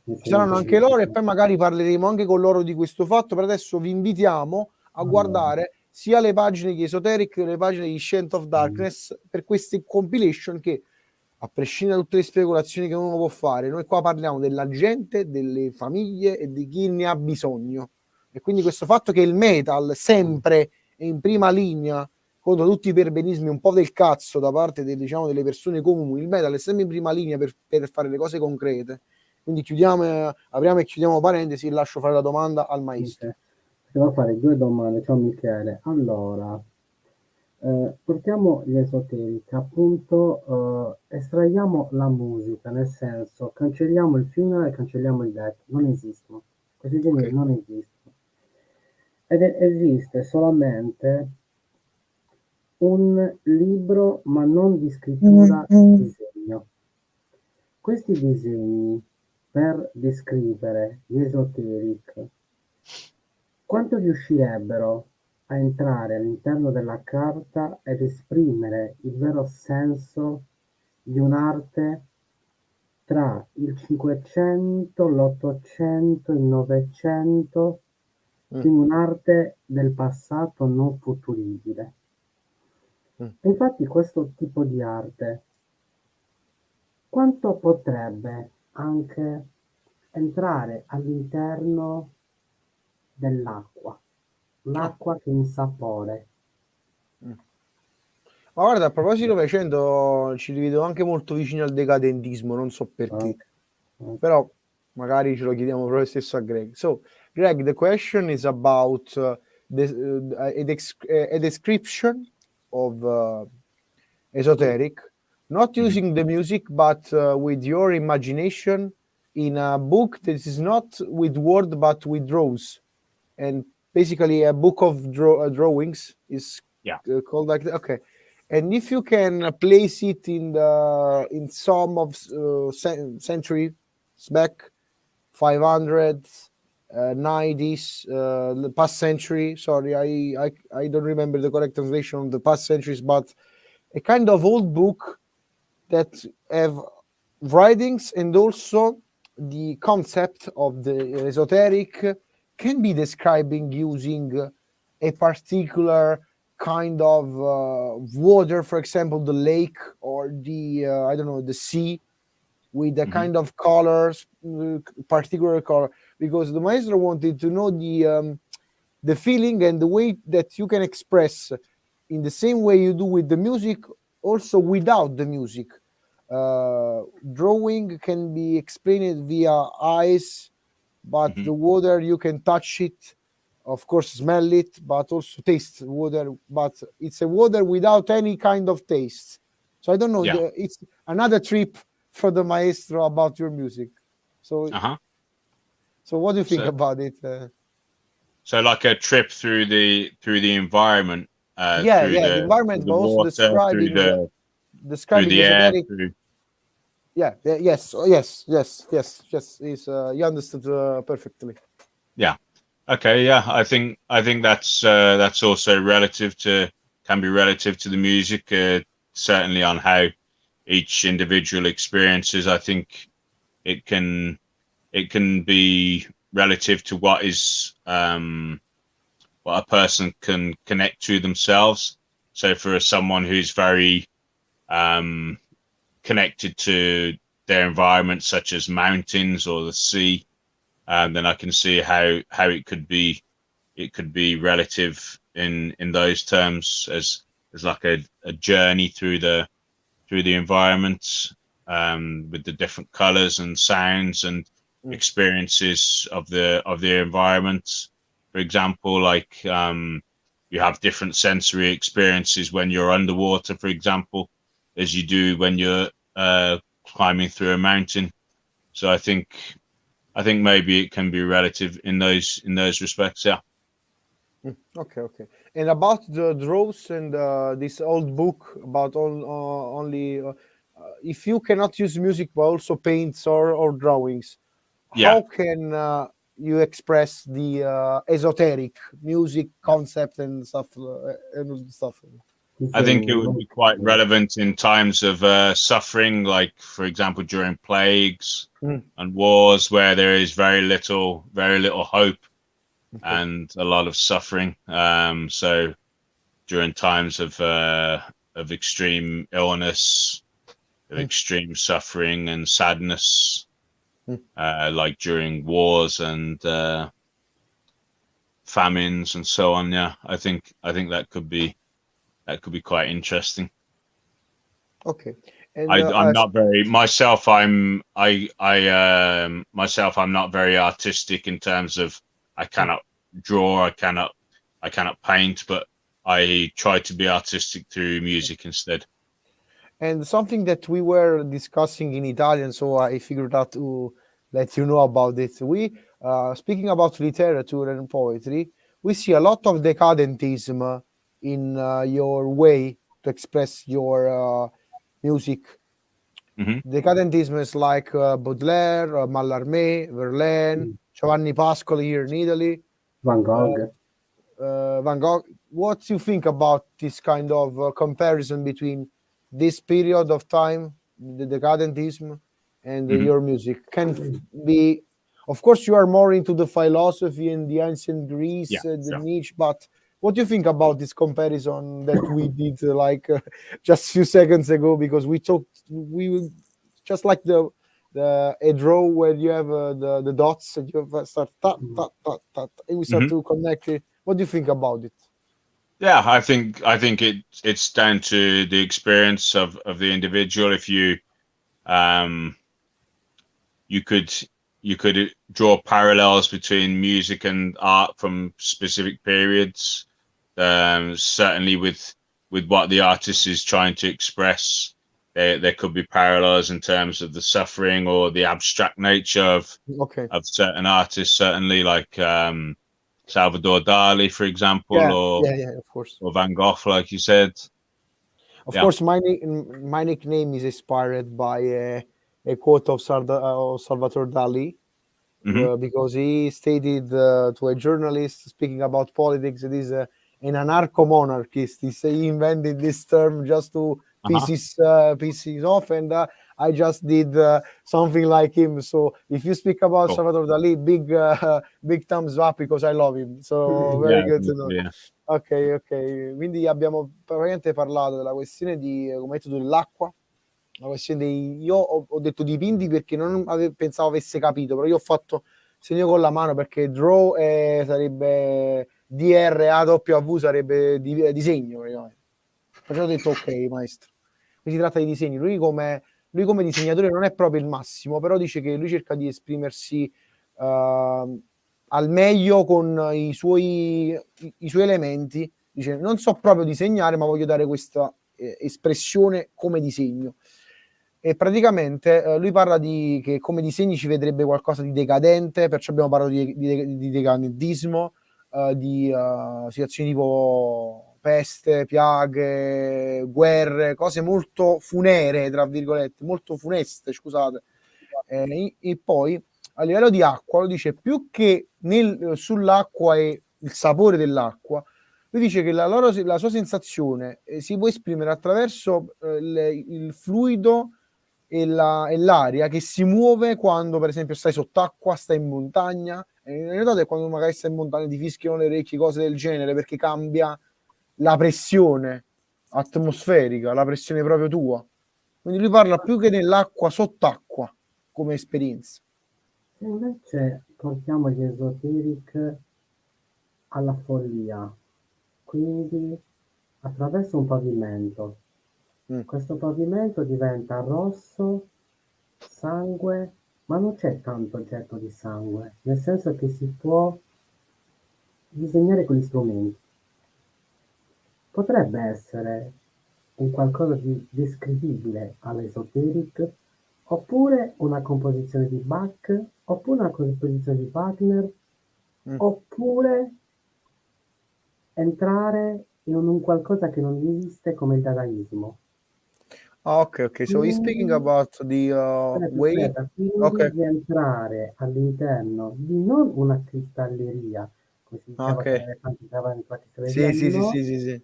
ma di entrare in un negozio con non degli specchi, ma dei cristalli che sono ho capito. Okay, so since we spoke about Salvador Dalì and this connection, the Maestro asked about the Dadaistic part, if there is something of Dadaism into the artistic side of Esoteric. He's using about in his imagination, he said something like a bloody red floor when you can paint with the instruments, something like that. And since in the Dadaism there is a famous sentence about the elephant into the crystal. I can say it properly in English. Let's find out with the translator, because it's difficult what the Maestro said. Stalliera. In the elephant in the crystal cabinet. His imagination of the Dadaistic part of your project is like not a crystal cabinet, but a whole shop, not with mirrors, but with crystals cabinets. Basically, like the crystal, the gem, the diamond that has all the faces, something like that. His vision of. Do you agree with this kind of Dadaistic part of Esoteric? Yeah, I think there's some relevance there. I think in terms of where the imagination is applied to the music and how it can be visualized in those terms. I think definitely, I think for someone with a good imagination, when they listen to music, they can see many things, and hopefully, I think our music, is hopefully a journey for those that appreciate it, and they can see different visions, experiences, colors, for example. No, that's really, really cool. If you have time, we have just a couple of questions. So sure. If you have, since we passed the hour with 20 minutes, if you have time, can we make it just three questions? We can end the live stream. Of you are busy and you have to go. No problem about it. No, it's okay, we can carry on. Ok, thank you. Ho chiesto se potevamo stare a altre 3-4 domande, perché comunque sono passata con quella cosa del pavimento di Bach, perché veramente questo... Sì, no, ce l'ho detto, perché lui dice che praticamente la loro musica è perfetta per chi ha una immaginazione che visualizza le cose. Ovviamente non ti ha parlato nello specifico, perché lui dà sempre alle persone l'opportunità di creare il suo mondo. Poi dice che è perfetto quello che hai detto per chi vive la musica in questi modi. Le cose a 1000 facce, avere mille prospettive diverse dell'arte. Lui ha usato il termine journey, che significa viaggio però bello intenso, no? Quindi lui dice che può essere un viaggio quello che hai fatto, viaggiare con la mente, viaggiare e creare cose. Quindi lui si trova molto d'accordo con quello che hai detto. Ha detto assolutamente sì. La parte più diciamo, può essere intesa, ma ovviamente c'è tanto di oscurità, di esoterismo, in senso di significati nascosti, eccetera, abbiamo parlato già prima, però la loro musica può essere messa anche sotto questa luce. Questo è il figo di questi podcast, perché noi possiamo chiedere all'artista cose dell'arte, capito? Non potrebbe essere in Esoteric una colonna sonora di Bach e di Wagner. Potrebbe. Okay, the Maestro has asked you about if Wagner or Bach can be like your own, can be used as influence, not musical, but concept, in a concept, with their concept. Yeah. Okay, quindi maybe not so much with those composers. I would say for myself, I would say more something like Stravinsky or Stockhausen, something a little bit more modern. Ok, quindi come influenza non tanto Wagner e Bach, ma più Stravinsky, qualcosa di più moderno, fondamentalmente. Facciamo la domanda, siccome abbiamo le ultime 3 domande, io voglio fare, Maestro, la domanda riguardante la loro ultima parte, il loro ultimo album uscito per Season of Mist, Esoteric Existence. Okay, so my question is about the last album that you put it out in November 2019. So Esoteric Existence under Season of Mist is a 6-track, and what was really not weird, but we said, wow, what's that, is the length of the track. How you feel about the composition side, the production side, and how was the feedback of this this album? And if we talked about imagination, trips, a journey, what is the perfect journey for someone that want to live, I don't know, a kind of parallel experience using your music? Because I think that the beauty of the music, of your music, is that they can basically bring us and with our minds go in a parallel, something like a parallel dimension, you know? So something really esoteric. Okay. And we talked about space, the Dadaism, the decadence, the society, and stuff like that. Can you describe, I don't know that each one trip, each one journey is personal, but from the author point of view, the composer point of view, the best journey that can be related to this album, but also the length of the track, why you choose to have a nearly 30 minutes, nearly 20 minutes of tracks. It's about the evolution, the building up, as we spoke before, or it was like a kind of narration of a story, something like that. I think it's because we tend to write long songs because the music is generally very slow, so it takes time for the composition to unfold, and also we're not in a rush to get to a conclusion, because the music should be more like a journey of a different through different themes, different moods and atmospheres within each song, and it should kind of ebb and flow with the music, like emotions do, for example. So, and how we experience life, it's not it's not static, it's not constant, it's something more nuanced and changes over time. So I think the music is kind of reflective of that, really. Okay, just making some notes because there is a lot of things to say, but we just did a lot of things, so we hope that we can have a part 2 in the future of this interview. Oh, yeah. And when you have a new record coming out, new stuff coming out, as we all do with the interview on Il Calice Nero, the door will be always open, because we love to talk about the artistic part of a band, of music. We live for the music. Music for us is everything, basically. So sharing experience for us is very great. So if we did not touch a topic, we will touch it in the next part in the future. So don't worry for the people about if we want us something and stuff like that. We will have Greg another time if he wants, of course, if he enjoyed the interview. So just this introduction, and I will translate what you said about it, because it's very interesting.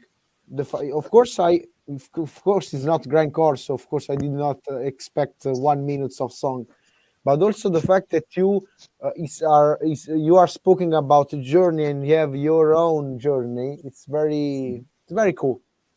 So let me translate that, and we go to the last question. If you want to reverse the screen, you have to. If you're on a smartphone, you have to do not press come si dice in inglese, to basically you have to unlock the screen to let you rotate the image.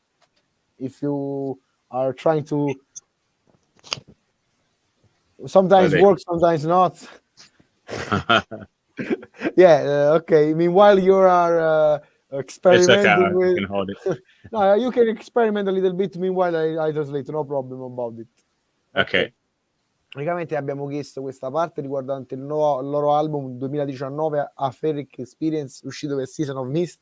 Tra l'altro, Alan, Season of Mist e Century Media sono per adesso le etichette più gettonate, perché tra 1349, Necrophobic, poi per esempio possiamo facendo una bella. Ragazzi, Season of Mist e Century Media, se ci state ascoltando, aggiungeteci 3 contatti stampa, perché ci piacciono le vostre band. Non solo le vostre band, però, quindi non è che ve la tirate troppo, sto scherzando, però è uscito per Season of Mist, ed è un album molto particolare, perché subito mi è sobbalzato agli occhi questo fatto che, per esempio, Descent 27 minuti e 37, Culmination 19 minuti e 03, Sick and Tired 15 minuti, cioè tutte le tracce tranne Anthem, ITA sono superiori ai 10 minuti, anzi ai 15 minuti, quindi ho detto, ma questa cosa di fare tracce così lunghe, non solo per il fatto che fanno Funeral Doom, ma per il fatto che loro cercano di costruire proprio dei viaggi, e ho chiesto loro quale viaggio potesse essere perfetto per loro, diciamo, per esprimersi al meglio, fondamentalmente. E loro dice che comunque è qualcosa che comunque loro guardano sul personale, ma comunque lasciano sempre tanta interpretazione. E la cosa bella è stata l'approccio che hanno avuto, che ce l'ha spiegato molto bene, tutto il fatto che la progressione e la progressività del loro stile di suonare ha reso queste tracce, vi invitiamo anche ad ascoltare, perché questi minuti passano subito incredibilmente. Quindi tutto quello che abbiamo detto riguardante i viaggi, la scoperta, l'esoterismo, ma non nel senso di esoterismo classico, nel senso di oscurità interna, la cosa per i pochi, diciamo che al loro culmine oramai hanno trovato un loro, non dico trademark, ma un loro modo di esprimersi talmente personale che si possono permettere pure di fare degli album con delle tracce di 30 minuti, ma che chi ama il Funeral Doom. Io per esempio sono molto neofita sul Funeral Doom, ma io ho notato che tutto quello che ci ha detto in termini di filosofia, di spiegazione, di proprio di quello che c'ha dentro, che esprime attraverso la musica, si capisce benissimo. Io per esempio non sono un amante, per esempio, del Doom in generale, però come lo fanno loro amici, Qui ringrazio Alan che me le ha fatti scoprire, veramente c'è sono veramente esagerati, sono veramente un viaggio perché ogni traccia ha la sua dimensione, ogni traccia ti trasporta in una dimensione parallela, quindi ogni traccia può essere tua, puoi fare il viaggio che vuoi e soprattutto, come ho detto prima, se hai un'immaginazione così sviluppata è perfetta perché loro hanno un loro modo di comunicare il loro messaggio, che è molto importante di questi tempi, sottolineare questo lato. E se invece andiamo nella parte grafica, appunto cover per cover, quindi copertina per copertina, con tanto di layout, booklet e tutto in maniera molto, nella spiegazione in maniera molto molto Ma di tutti gli filmistica. album, Alan? Sì, di tutti gli album, anche se non è proprio completamente preciso, però a dare degli input. Quanto queste cover, queste copertine potrebbero avere degli aggettivi, ma anche dei numeri, e i numeri devono essere 4, 8, 7, 6, 5, 1. Ma non me la ricordo questa sequenza di numeri, però aspetta un attimo. Quanto questi numeri possono entrare all'interno delle corde del basso e della voce. La voce quando riesce a penetrare con questi numeri all'interno della mente del silenzio.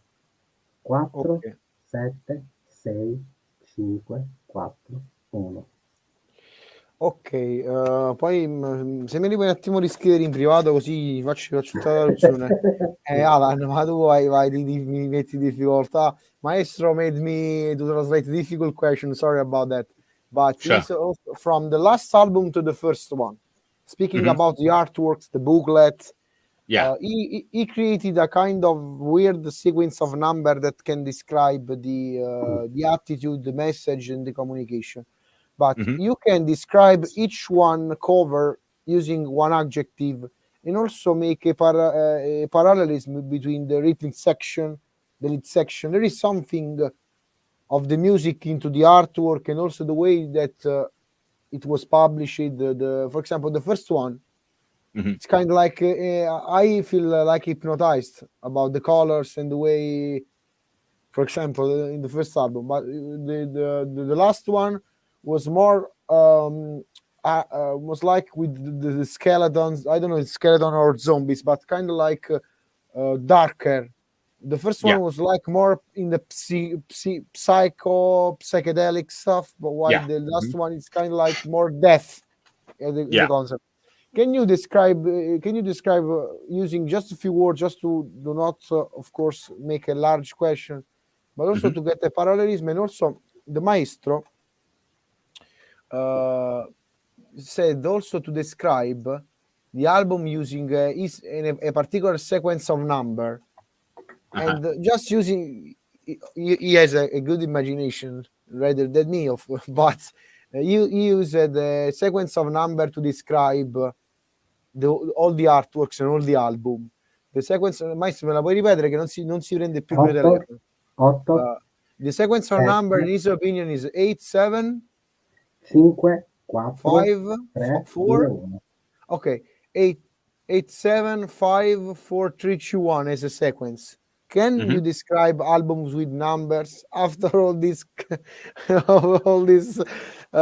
question? Just for fun, just to make the things lighter and more funny.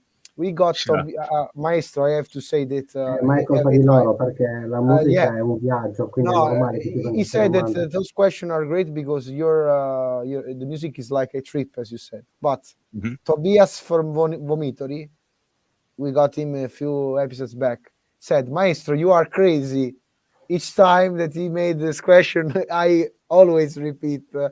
But Eric from Suffocation says, no, it's not crazy. It's a deep thinker. What do you think about the craziness and the going in depth when you listen to music? Because we are always on the surface, because also the fruition of the music nowadays is different than years ago. What do you think about going depth and for an artist, how much is good when someone that is not you tries to go in depth of what you're doing?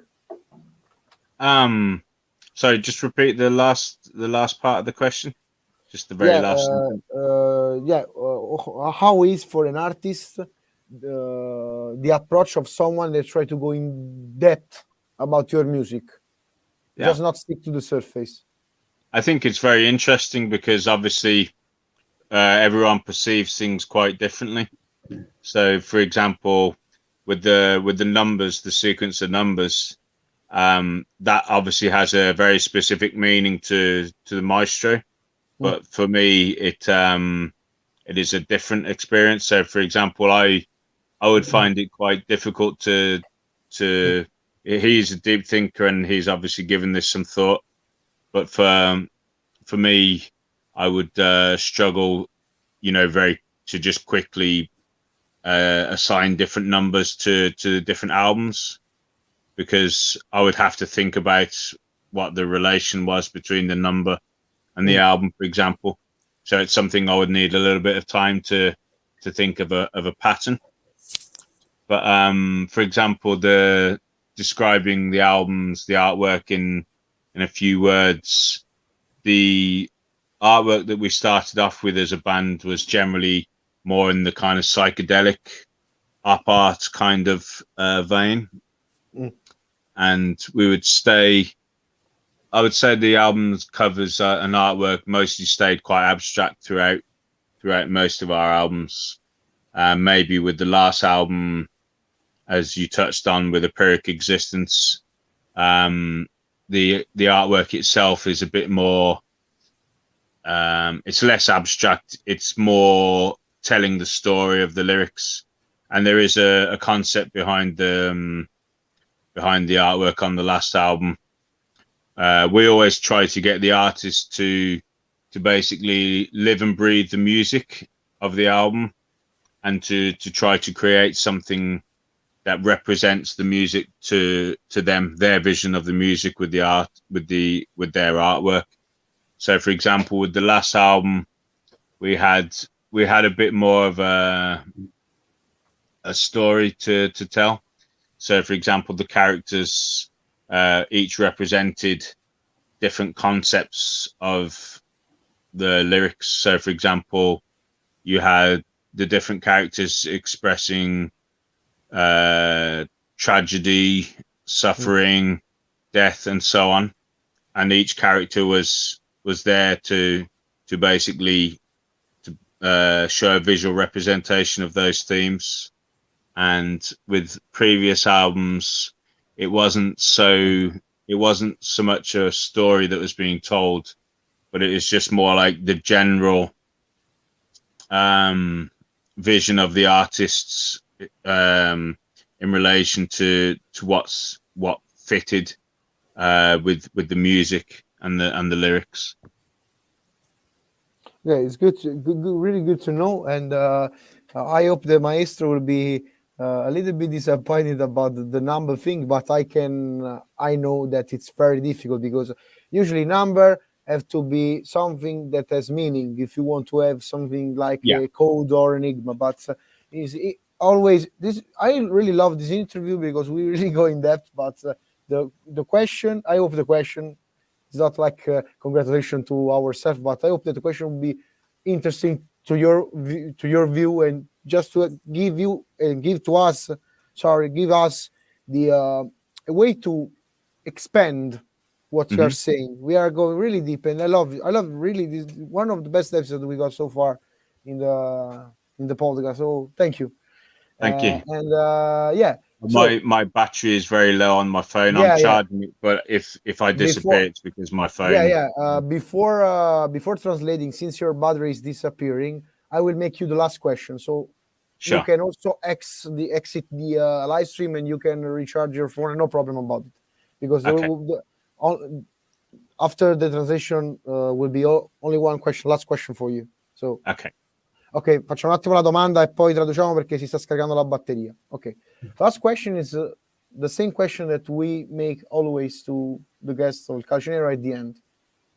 What is the since Calice Nero in Italian means black calice, what is the perfect beverage to describe esoteric music, best drink that fits esoteric music. No, accompagnano anche con delle stagioni. For example, in the winter, in the spring, on the sofa, drinking what? I would say probably absinthe would be quite good to describe the music, because it would fit with the general effect of the music. I would say absinthe, yeah, because it has psychoactive elements. Certain absinthes have psychoactive elements, and that would be quite fitting, I think, for the music. So, and the season, the perfect season? Perfect season would be winter. Okay, perfect. So we will let you go. Thanks again, Greg, for being in our show. Yeah. It will be really great for us to go in depth and talk about music, art, and feelings, emotion, and go in depth from the beginning to the late esoteric. We hope that we can have you again on the show. One of the best episodes so far. Thanks again. Before the battery of your phone dies, a big hug from Italy, from Graziano, myself, Alan. Thank you. From Calice Nero. Thanks to you. You are always welcome. So please, if you enjoyed, got in touch with us for a next episode with basically new music. I don't know, but for the future, we will willing to have you again here. We love you. Right. We love the music. Both fans from a long time. Thanks again. It's a big honor for us. Thank you very much for your support, guys. It's really appreciated. Thank you very much. And the one thing I would say about the numbers is that I think for me the number for each album would be related to around the date, the time period of when the music was written, because that has the most the biggest connection. So it would be like a time period. Would be the numbers that I would assign to the music. Basically a time sequence. Yeah, because I think each album represents a period of time of our lives, and it's very strongly related to that period of time. So those would be my numbers. Great, really cool explanation. Support esoteric. Okay, thank you. Support. Okay, basically, good evening and have a good night, and thank again. It was a great pleasure for us, and we want to. Do not waste the time with us anymore. Almost 2 hours of interview. Thanks again, and please get in touch for a future episode. So, guys, if you want to know more about Esoteric, I think that Greg will be featured in a future episode, but not now. Let some months passing by, and we will have you again here. When you have news, let us know, and we will be glad to share and support as much as we can. Yeah, thank you very much. And we will be in Italy in July with the Comunia Sonora Festival. Okay. Thank you. Really Thanks, good guys. News. Thanks Thank to you very much. Have a nice evening. Bye. Thank you. Bye-bye. Ok, praticamente facciamo andare via Greg dei Esoteric perché si sta scaricando la batteria. Intanto c'è tanto da dire. Allora, inizio a dire che il drink perfetto per gli Esoteric è l'assenzio. In inverno. Lo conosco, dolcissimo, non mi piace molto. Vabbè, io sinceramente non faccio testo. Bene, io vengo preso per il culo per le mie scelte di vita, ma scherzo. Io l'ho assaggiato sia senza zucchero che con lo zucchero. Ma tu che io direi con lo zucchero senza zucchero per loro. Con loro? Bella domanda. Guarda, io lo sai che farei tipo quando tipo ho avuto le mie esperienze di bere, di alcolismo, diciamo, ho tentato, poi ho scoperto di avere una malattia, diciamo, ereditaria al fegato e mi sono un po' calmato. Però sarebbe figo ascoltare, tipo fare un sorso, il primo sorso senza zucchero e poi dopo con lo zucchero. La feci sta stronzata qualche 6-7 anni fa, quindi diciamo che la traduzione, divertiti. Sì, sto con la traduzione e poi diciamo che tutte le note che avevo preso per fare la traduzione bella bella, diciamo, completa, si è spento il mio cellulare, tutte le note che avevo preso sono andate proprio a fanculo, quindi faccio un po' a braccio,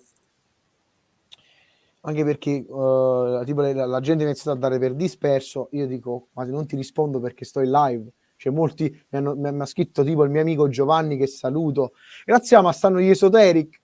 Sì, sto in live con gli Esoteric. Vabbè, è il bello della diretta, insomma. Anche perché poi molta gente, vi ringraziamo su questo, perché poi ascoltano la diretta dopo. Alcuni mi hanno detto anche quando fanno tipo cucinano, fanno le cose, quindi il nostro è più un podcast che una diretta. Però ragazzi, mi raccomando, pagina Facebook il Calice Nero, Twitch il Calice Nero, YouTube il Calice Nero, le puntate stanno lì, ma poi soprattutto gli annunci stanno lì, mi raccomando, perché poi abbiamo dei nomi abbastanza fighi e come sempre anche spazio all'underground. Però adesso traduco: bevanda assenzio in inverno. Lui inizialmente, riguardante la sequenza dei numeri, ti aveva detto che non avrebbe trovato una sequenza giusta perché gli serviva a dare un significato ai numeri, però poi si è corretto dicendo voglio dare un significato ai numeri. Infatti, Vedrei come una sequenza temporale, quindi assegnerebbe i numeri, da quello che ho capito, non al tempo in cui sono stati rilasciati gli album, una sequenza di numeri che potrebbe essere, che ne so, dico io, la somma di tutti i numeri della data che formano un numero solo, il mese, quindi diciamo che è una sequenza particolare. Per quanto concerne invece la situazione che abbiamo descritto prima della sequenza di numeri, riguardante proprio l'artisticità, no? Perché tu gli hai chiesto la sequenza dei numeri e poi che cosa ricordo, perché io so cosa dire, ma devo trovare il collegamento. Gli hai chiesto la sequenza dei numeri e poi soprattutto anche per la parte grafica. Ecco, per la parte grafica la situazione era che all'inizio, come possiamo vedere nei primi Esoteric, magari qui ti condivido un po' lo schermo di Metal Archis, giusto perché penso che una domanda così va praticamente accompagnata anche da delle immagini che secondo me sono importanti. Adesso andiamo un attimo sulla pagina loro, perché lui dice che i primi album come potete vedere hanno una grafica più astratta. Qui sembra una cosa molto di psichedelica, quasi di situazioni di ipnosi. La Pink Floyd, diciamo. Esatto, dei Pink Floyd Funeral Doom, diciamo. E andando avanti, vedete, la situazione dell'astratto viene sempre messa in risalto, come potete vedere, no? Questo è andiamo sul terzo album. Stessa cosa, astratto, ma si iniziano a vedere elementi più, diciamo, più veritieri, più reali, piuttosto che solo astratti. La loro escalation diventa sempre più verso il reale che l'astratto, album dopo album.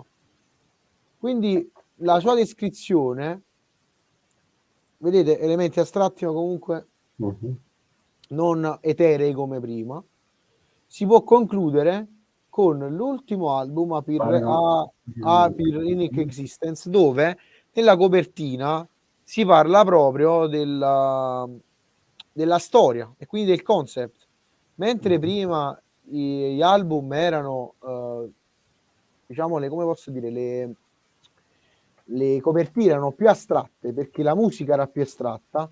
Dalle ultime copertine hanno mantenuto quella situazione di essere astratto, però l'ultimo album soprattutto, e qui mi sento di in qualche modo fare in modo di zoomare la foto, sto vedendo di trovare una foto in alta qualità al momento su internet, perché penso che una domanda come questa va correlata proprio con l'immagine vera e propria, ecco.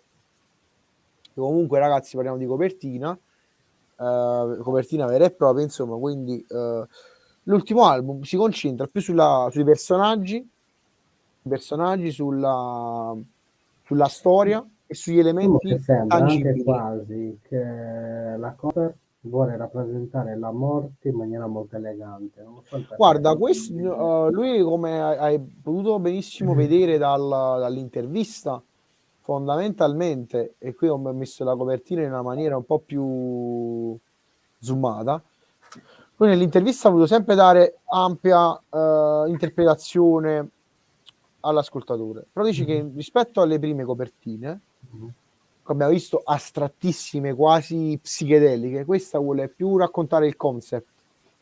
Io gli ho detto si avvicina un po' più al death metal nelle ultime copertine, infatti lui è stato d'accordo con me sostanzialmente.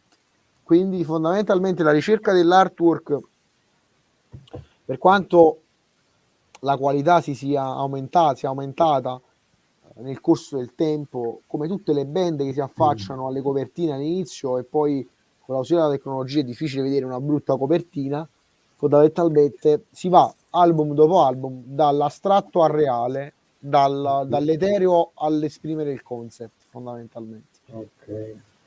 Quindi Allora, anche oggi una bellissima puntata.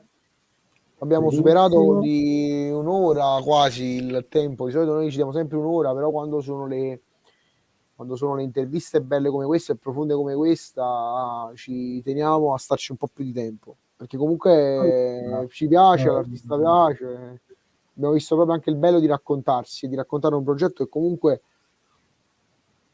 è molto importante nel sottogenere di riferimento, Funeral Doom. Quindi. allora, voglio ricordare alcune cose. Ok. Allora, dal 4 maggio al 12 siamo in live appunto con Margrave, Anarca di Jumpscare, andremo appunto a catturare la situazione live, on the road, Sì, con due portando appuntamenti, appunto uno all'inizio e uno alla fine, quindi le live saranno anche uno due. durante, in mezzo, quindi sarebbero Sì, tre alla vediamo, fine. sì, sarebbero tre, però diciamo che le sicure sono una all'inizio e una alla fine. A livello Ok. logistico Allora, vediamo la terza di poter... perché poi ci saranno delle sono già state confermate i Grave il 17.05 2022, cazzo, orario 2019, forza Maronna, alla... 31:22. Invece il 19 c'è una puntata molto particolare, orario 21:22, si va sul punk, quindi sulla storia del punk. Quindi qua ragazzi, Aspetta, ma panga inglese o panga americano? no, no, del punk, quello che è appunto, mi stavi dicendo a te, quel ragazzo italiano, Ah, che si sì, chiama esatto. Cioè, Londra. noi abbiamo trovato un ragazzo, io ho scoperto un ragazzo con le interviste Cripple Bastard, Mhm. che lui fa è un canale molto più avviato del nostro, fa più tempo. Andrea Cantelli canta HC praticamente, che fa quello che facciamo noi lo facciamo sul metal estremo, lui lo fa sul punk. Quindi abbiamo deciso di intervistare colui che fa uno spettacolo simile, cioè uno streaming simile al nostro, un podcast simile al nostro. Quindi avremo anche lui, poi avremo anche i Sudden Death, il E 26, sapete che sono il 26/05/2022, dall'orario dalle 20 alle 21, che verranno a breve annunciati. annunciati. Ci saranno gli 8 che verranno annunciati a breve, polacchi, Death Black Metal, il 25/05/2022 con Dominic, il chitarrista, e invece poi il 30 chiudiamo in bellezza perché ci sono il Bad Buenos End e il Dogensgar, orario 21:22, e poi non si sa, perché forse ci saranno altre due puntate veramente grosse all'interno di maggio, poi preparatevi che giugno sarà veramente un qualcosa di incredibile, perché anche a maggio può succedere che all'improvviso, tipo un sabato sera, esce il canale di Calice Nero, ma veramente in maniera improvvisa, con mezz'ora di intervista, che nessuno si immagina, andremo a intervistare la band che fa il live. Questo è on the road improvvisi. Poi ci sarà l'on the road proprio di giugno, ci sarà, quindi sarà veramente un qualcosa di allucinante. Si sta preparando un'altra puntata, la parte 2, poi tornerà veramente, c'è tanta carne al fuoco perché ci sono tutti i gruppi underground, italiani esteri, e ragazzi, si ritorna alla follia veramente più pura. Vi ricordate, adesso non mi ricordo in che mese era, febbraio o marzo, che c'è stata la puntata Drone Noise, Ash Noise e quant'altro, 2 ore e mezza. Ma penso pure prima, penso che era Adesso ancora non a mi gennaio. ricordo. Era Forse ancora a a gennaio. gennaio ci sarà la parte 2 appunto dell'arte rumoristica schizofrenica del subconscio parte 2. Vi dico solo questo, con 3 band molto molto particolari, e saranno 2 ore, 2 ore e mezza veramente di follia pura. Mi raccomando ragazzi, seguiteci perché si sta lavorando anche a nomi ultra underground, label ultra underground, ma occhio perché forse verrete spazzati via. Ma non dico altro. Il maestro si sta asfissiando con diciamo i nomi. Quindi, come Io mi sempre, sghiaccio perché poi ti ha fatto un'altra conferma oggi, però questo non vi dico niente. Ci sarà un ricordiamo gruppo. sempre la mail per proporre i progetti al Calice Nero, vostro o non vostro, che ci volete segnalare. Detto ciò, lavoriamo a contenuti. Sì, perché c'è un gruppo che purtroppo non ci sono più, ma non dico altro. Ma un gruppo italiano? Gruppo americano. Ok. Gruppo americano death metal. Che io adoro, ma dei Anarca adora, che molti adorano, perché veramente non ho mai... Ho capito, sarà proprio la morte questo episodio. Sì, grazie a un musicista mostruoso, veramente un Ok, musicista mostruoso, produttore, sì, assolutamente. tanto di cappello. Tanto di cappello è arrivata proprio oggi la conferma, quindi Ne abbiamo parlato nella puntata con i mostrosity dello studio, secondo me. Quindi se qualche diciamo indizio non lo è quella, trovate. è un'altra ancora. No, anche, però ci sarà anche quella. Sì, poi ci sarà anche un'altra bella situazione, quindi ragazzi Quindi, preparatevi e poi ricordo, preparatevi perché ci sarà tanto underground, nomi che non conoscete, che verranno veramente fatti conoscere dal Calice Nero, dal canale, e ci saranno veramente delle poi piccolo spot che vogliamo fare, così chiudiamo le 2 ore piene. Per gli amici che sono interessati, associazioni Volta Lab e Impatto Rock organizzano il pullman per l'agglutination che parte da Napoli e Salerno, per l'agglutination, che è un festival che adoriamo e che supportiamo. E poi ci saranno tante novità e cercheremo di fare anche format un po' diversi, sempre con lo stesso spirito. Quindi se volete anche darci qualche suggerimento, domande, E vi diciamo la solo mail una è sempre, cosa, la mail è sempre che la noi, stessa. che noi stiamo lavorando anche nel raggio di l'anno prossimo e fra 2 anni, però non diciamo niente perché lì si creerà veramente un cerchio che vogliamo mettere la nostra impronta in maniera umile, però vogliamo farci veramente riconoscere e rimanere e non Tra l'altro andarsene. ricordiamo che con piacere abbiamo partecipato in qualità di sponsor assieme anche all'Agglutination, alla serata degli Infernal Angel che celebrano i 20 anni di attività. Massimo e i ragazzi che salutiamo, che sono stati sia ospiti nel forse episodio 0 che abbiamo fatto Sì, a dicembre, sì, insomma di sì. prima di metterci in banda stabile sugli altri canali, e poi io ci ho anche suonato insieme a loro qualche tempo fa, 20 giorni fa, a Bologna, quindi persone che rispettiamo, soprattutto persone che hanno tanto da dire in 20 anni. Quindi puoi ricordare la data ai organizzatori in modo tale che le persone Alan si ricordano. Allora, l'organizzazione, Anoli Metal Night si chiama, mi sembra, la sì, serata. un attimo che adesso lo ricordo Per gli amici del subito. Sud Italia, ma non perché vogliamo Allora, monopolizzare un il Sud Italia, ma attimo. perché comunque me e Alan sono i posti più vicini, ovviamente. Io da Napoli, dalla Sardegna, quindi ricordiamo questo Allora, appuntamento breve e salutiamo tutti gli organizzatori dell'evento. l'appuntamento è il 4 di giugno 2022. Allora, le band sono state già confermate, i Final Angels appunto, e i Lead, i Suicidal Exit, mi sembra Mm. che si pronuncia così. In ogni Tre band, caso, andate sulla pagina o di Volt Lab o del Calice Nero che c'è tutto il bill, i contatti, come arrivare, e ringraziamo l'organizzatore che ha scelto il nostro podcast come... salutiamo anche Dario, appunto il Esatto, leader. Dario mi viene il nome, Dario che ha scelto il nostro podcast, e noi siamo onorati che il nostro operato sia riconosciuto, tanto da essere messo in una serata comunque molto bella, perché comunque celebrare 20 anni di attività di una band, ragazzi, non è di tutti i giorni, quindi ci Ah, sentiamo il tuo molto giugno, mi fortunati. raccomando, non perdetevi da tranquilli, ragazzi. Cioè, Cazzo, eh sì. Che poi tra l'altro a breve saranno anche in Italia, quindi non ve li sì. perdete neanche dal vivo. Sì, poi veramente ci saranno altri nomi che black metal, però non dico niente. Quindi si sta Non lavorando vi già nel... preoccupate che il maestro non è che si è convertito al lato oscuro, è ancora black metaller dentro. Assolutamente perché ci sarà tanta roba del ground da portare, veramente tanta, tanta. Preparati veramente una vagonata. Quindi, raga, seguite il canale. Codice d'onore 000, la morte vi renderà liberi e le domande, quindi le domande del cattivo maestro mi renderanno liberi perché sono la morte. Sto scherzando, maestro. Il grande spettacolo non si ferma mai. E niente, grazie sempre per il supporto, per le visualizzazioni e per tutto. Noi ci divertiamo e speriamo che vi divertite anche voi. Detto ciò, alla prossima puntata. La prossima puntata, quella più vicina, è direttamente quella che faremo insieme. Sì. Ok, quindi sarò intervistato e intervistatore allo stesso tempo, quindi potrò fare le domande e anche darmi le risposte. Detto ciò, ragazzi, un abbraccione, un saluto, Horns up, e mi raccomando, supportate la musica underground e i concerti sono ripresi, quindi anche la musica dal vivo. Un abbraccio.